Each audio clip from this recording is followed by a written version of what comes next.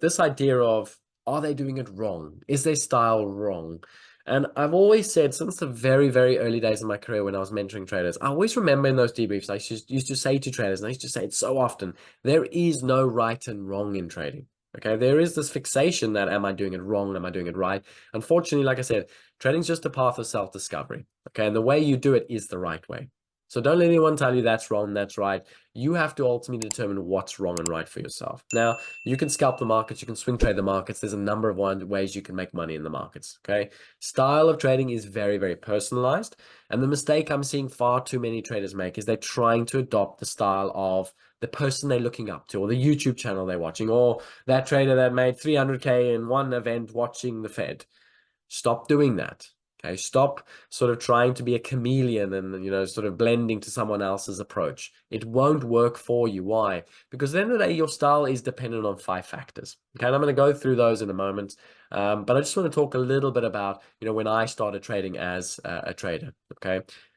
At the beginning, in the first firm I worked at, it was back in 2011. So prop firms then, and again, most of you coming new to trading the last 3-4 years, you won't know what a prop firm is, because you see a prop firm as these guys that you pay a membership every month and then they give you access to trading. That's not a prop firm. Okay, traditional prop firm, you sat down and you had $0 in an account and they said trade.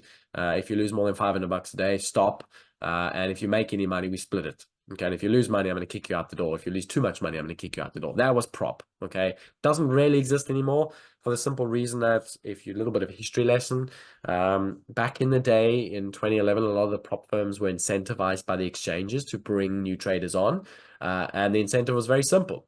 If you bring a trader and he trades live for the first year, he pays no exchange fees. Okay, we will give you the exchange fees as an incentive. Okay, that's how prop firms established themselves back in the city, back in 2000s, all the way up to 2011 and 12.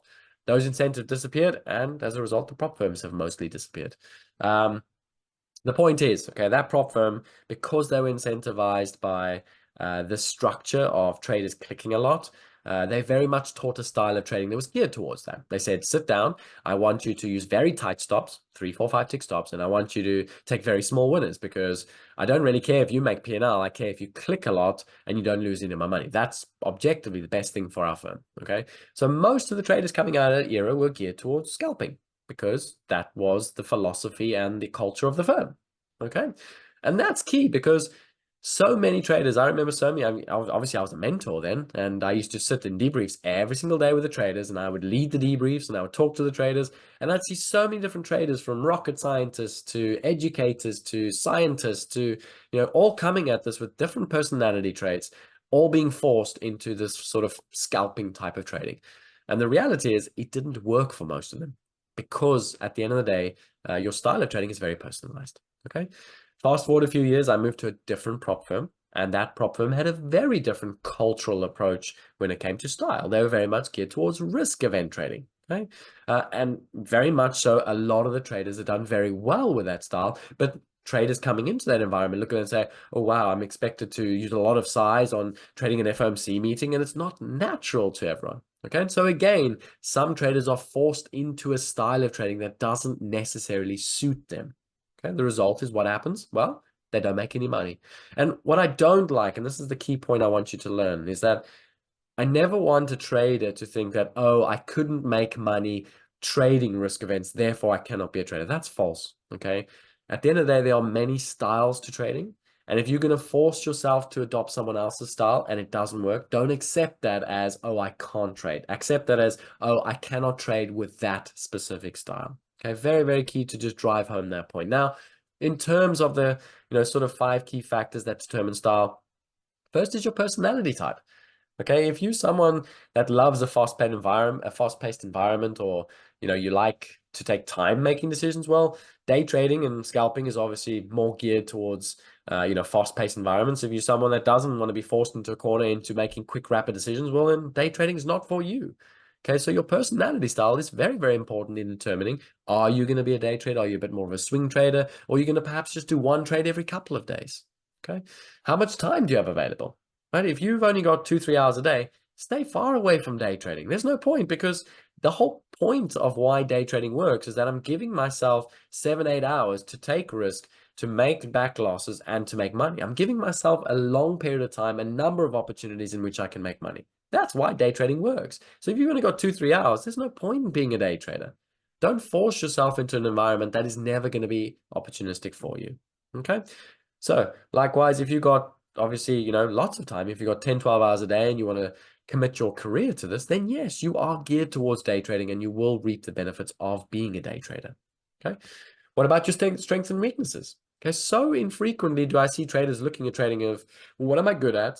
What am I bad at? Okay. Am I patient? Am I ill-disciplined? If you're someone that's very impulsive, you're going to struggle as a day trader because you are going to get sucked into the casino so often. You're going to overtrade so often. You're going to blow up so often.